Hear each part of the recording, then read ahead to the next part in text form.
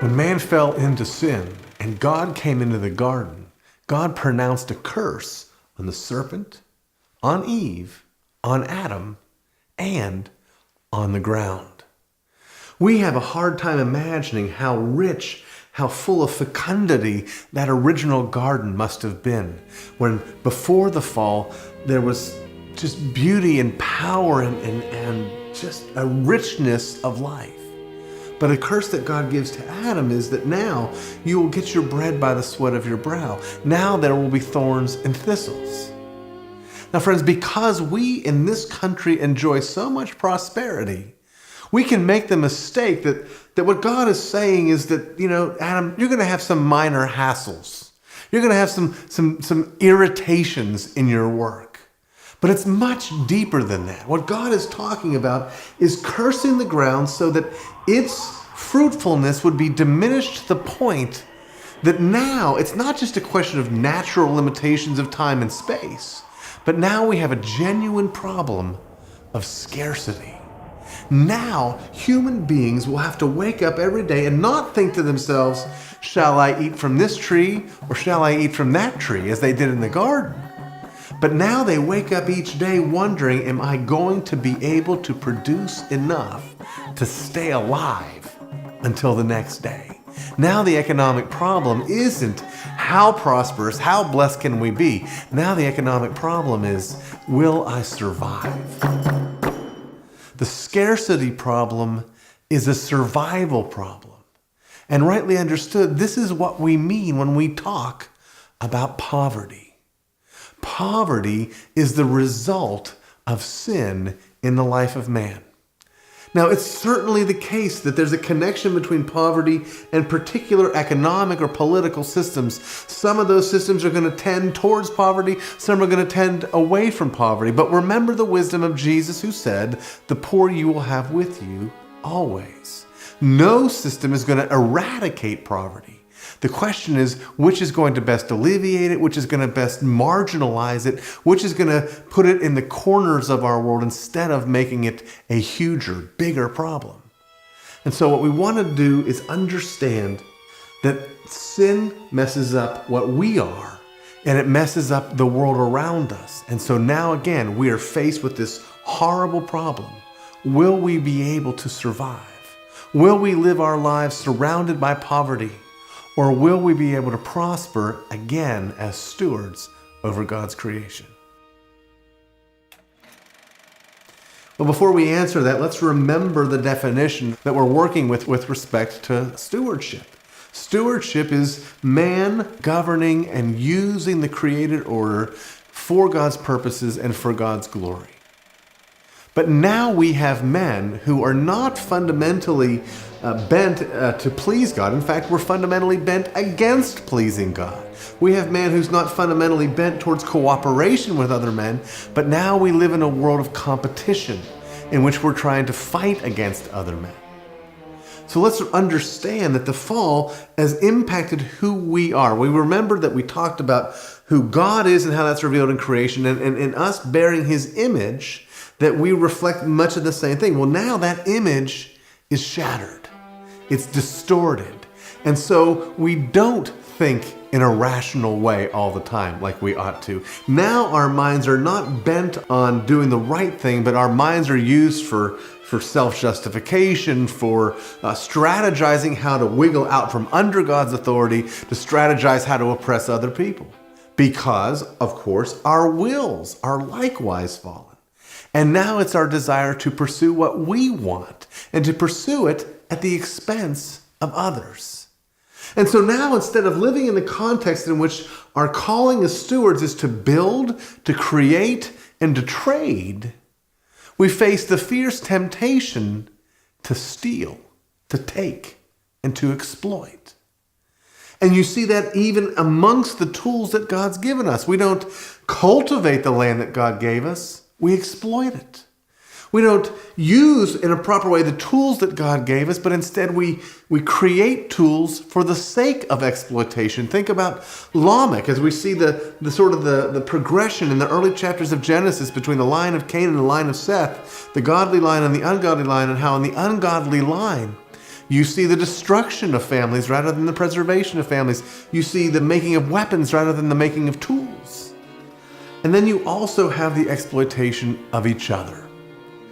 We have this tendency to want to control and to rule over others, to exercise a tyranny, a slavery over others.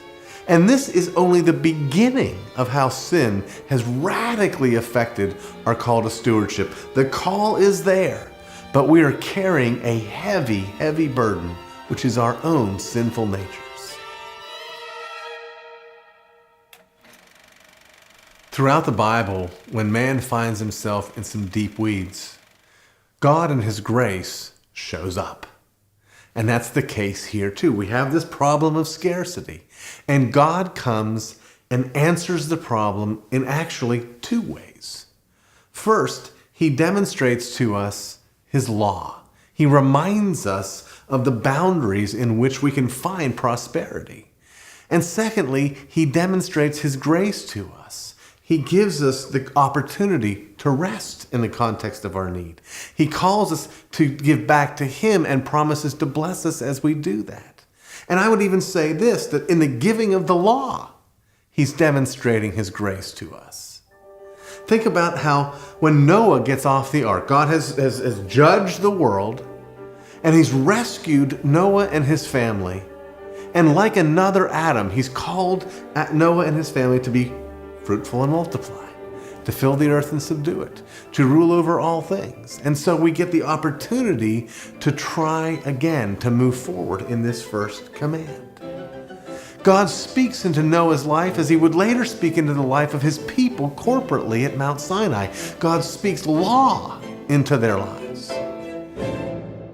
Consider the Ten Commandments. Our tendency, I'm afraid, because we're Americans and we tend to be more individually minded, is to look at the Ten Commandments as if God is saying to me, this is what you must do. And He's saying to my neighbor, this is what you must do. And He's saying to his neighbor, this is what you must do.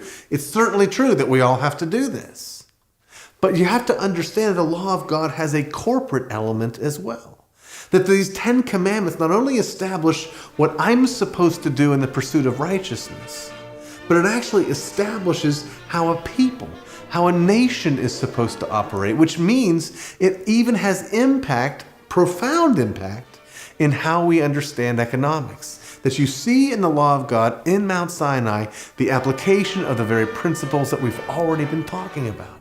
God graciously reminds us, this is the pathway to blessing, this is the pathway to prosperity. We all know that the Ten Commandments typically are divided up into two tables, one dealing with our responsibility towards God, the other more focused on our responsibility toward each other. But they're still all touching on the economic issues. The first commandment calls us to have no other gods before God. Well, what is that telling us? Isn't that reminding us that everything else that follows in all of our lives is to be lived under submission to Him? Isn't that the reminder of where we started, that once there was God and He made all things and we're under Him in our exercise of dominion, that we can't pretend to be equal with Him or above Him? The second commandment tells us not to make idols of anything in the created order. That's our temptation. You see it in Romans chapter 1, in that we worship because we're made in God's image, but we worship creatures rather than the Creator because we're fallen. The third commandment itself is, again, an examination of our tendency to exploit not just land, not just labor, but to exploit the very name of God, calling us not to treat God's name as some sort of magic talisman that's going to bring us what we want, but to truly honor Him by honoring His name. How about the fourth commandment? We remember, and in fact, we tend to feel it like a burden that God calls us to rest one day in 7. And He certainly does, and that's certainly an economic issue. But how much more so the call that God gives us in that command to work 6 days. 6 days shall you work, and the 7th day you rest because it's a holy day. Do you see here in this first tablet how we're called to submit to God and how this impacts our entire economic lives? In the second table of the law, we have God establishing the guidelines and the boundaries for our interpersonal relationships. And because of that, of course, it's going to touch on economics that much more clearly. God is saying, this is how I want you to build your culture. These are the foundational documents that will guide your culture and also protect your culture. He begins with the protection of the authority of parents in the lives of children. And in fact, he tells us in the 5th commandment, honor your father and your mother, that it may go well with you in the land. God is here telling us the very pathway to blessing and prosperity. It's not complicated. It doesn't take mountains of business books. It takes honoring your father and your mother. God gives us the prohibition against the taking of the lives of one another. Now, friends, if there's anything we value economically, we probably need to start with our lives, because if we lose them, there's not much value to anything else. You remember the old economic adage, you can't take it with you. So the protection of life is of critical importance in understanding how we're going to build a culture. And so God gives that prohibition against murder. God moves on from there to protect the sanctity of marriage, because families is that which is called to fulfill the dominion mandate, to fill the earth and subdue it. And so, of course, we have to build a hedge and a guard around families by prohibiting infidelity. God then goes on, of course, to deal with the issue of stealing. Now, let's not miss this. You cannot even have a concept of stealing, of theft, unless you first have underneath it a principle of private ownership of property. And so we see here in this commandment the fundamental premise that recognizing that God does own all things, as his steward, he gives us authority over that which is ours and calls on others to honor that authority. In like manner, we understand that in our economic endeavors, we do a great deal of discussion and conversation, and we sign contracts and we have agreements. And here God tells us to tell the truth. That if you don't tell the truth, then you cannot engage in free trade. That in fact, in the context of economics, a lie is a form of theft itself. One could almost argue that this is redundant with the prohibition against theft.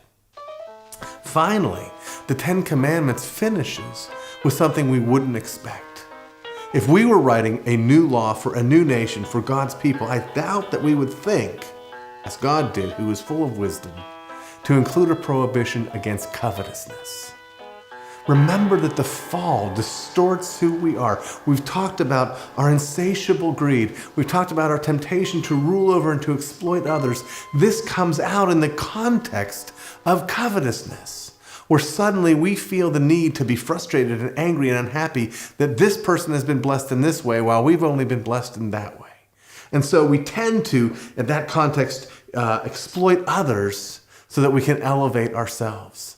God wants us to guard not only what we do, but our hearts, because out of the heart comes all the actions of humans.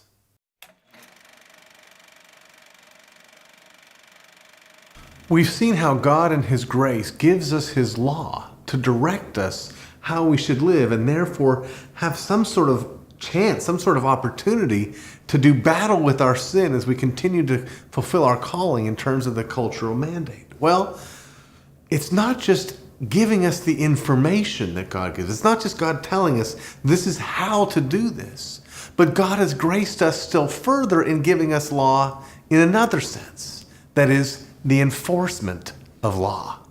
God not only tells us what to do, but God has given us a tool, a means of enforcement of his will in the civil government. Now, civil government is first mentioned when Noah steps off the ark. And God says that if a man sheds a man's blood, by man shall his blood be shed. This is God's blessing on the idea of a government agency, which is by nature, and this is not intended to be an insult, it is an agency of force. You see that highlighted again in Romans 13, the locus classicus for a Christian understanding of what government is all about. There, Paul describes government as God's minister of justice, saying that they have not been given the sword in vain. The tool of the state is the sword, because their calling is to punish evildoers, which, by the way, is a profoundly different calling from feeding people and clothing people and everything else that the government has gotten itself involved in. No, God's goal is that the government would punish evildoers.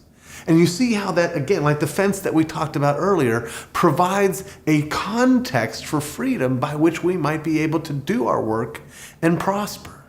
But you might also see that it provides a dangerous temptation.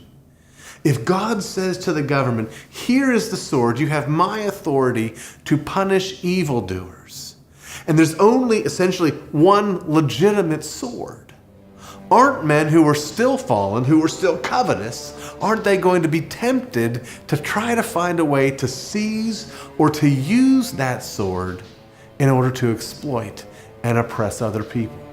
What we see in government systems of economics that aren't founded on the principles of liberty is different groups of folks vying for control of that sword to oppress other folks.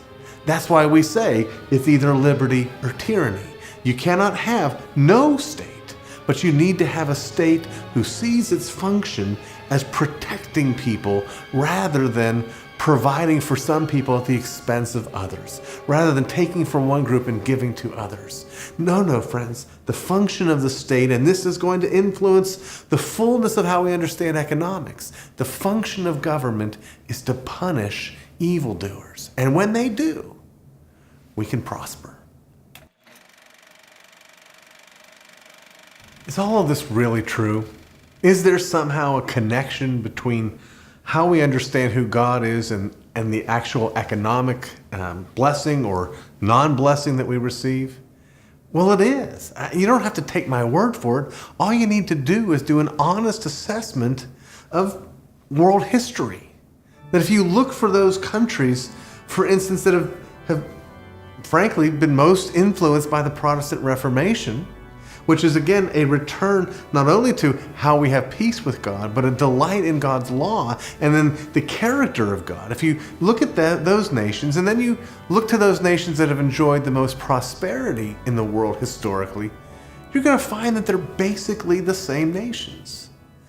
This happens because, well, all of reality is tightly connected, tightly related. That how we understand God is going to influence everything that we believe, beginning with how we understand who man is. So theology is sort of like the bedrock, and the next layer up is anthropology, our view of man. And that, of course, is also going to impact how we see economics. And it's going to do it through this next step. One layer up is our political philosophy, how we understand the nature and calling of the political edifice. What is the government for? And that, in turn, is going to influence our political system. You have a political philosophy that creates a political system, which, of course, is going to very practically impact our economic endeavors. That, in turn, is going to, of course, establish or inform our economic philosophy, which ultimately is going to inform and drive our economic system. All beginning with who God is, moving to who man is, moving to who we are corporately, politically, moving into the realm of economics. Who God is determines how we understand all of economics, which is going to determine again at the end of the day whether we enjoy prosperity and liberty or whether we live in want and tyranny.